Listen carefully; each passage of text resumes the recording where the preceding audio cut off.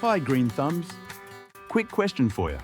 Have you accidentally planted something invasive before? Did you know some plants look harmless, even beautiful, but once they get into your garden, they'll take over, choke your other plants, and become almost impossible to remove? In today's video, we will show you 5 invasive plants you should never grow in your garden, and tips on what to plant instead. Let's get started. First up is English ivy. At first glance, it looks charming, climbing walls and giving that classic lush look. But here's the problem. It spreads aggressively through both seeds and runners, smothers trees, and even damages brickwork. In fact, when it gets heavy enough, it can actually topple trees under the weight. A much better choice if you want that same vertical greenery. Try climbing hydrangea or Boston ivy.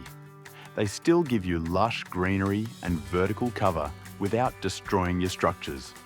Next is bamboo, specifically the running varieties. These might look like the perfect quick screen for privacy, but they send out underground runners that can travel meters away, popping up in lawns, neighbors' yards, and even cracking pavements. Once bamboo is established, removing it usually means digging out massive amounts of soil, back-breaking work. Instead, go for clumping bamboo.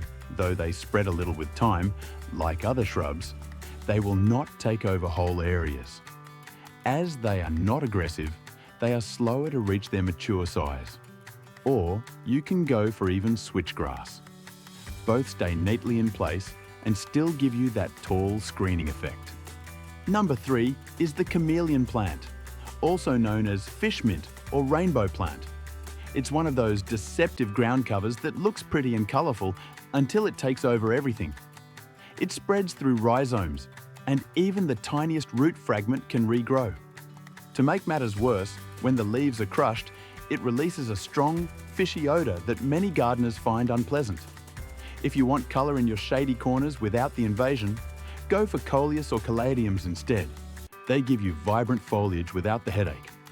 If this video is saving you from planting a garden disaster, give it a like and stick around, because the last plant on this list is one that a lot of people think is totally safe, but it can actually take over your whole garden. Number 4 looks innocent and delicate, lily of the valley. It spreads through rhizomes to form dense carpets that push out anything else nearby. The flowers are lovely, but there's a hidden danger. Every part of this plant is toxic if eaten, making it a serious risk for kids and pets.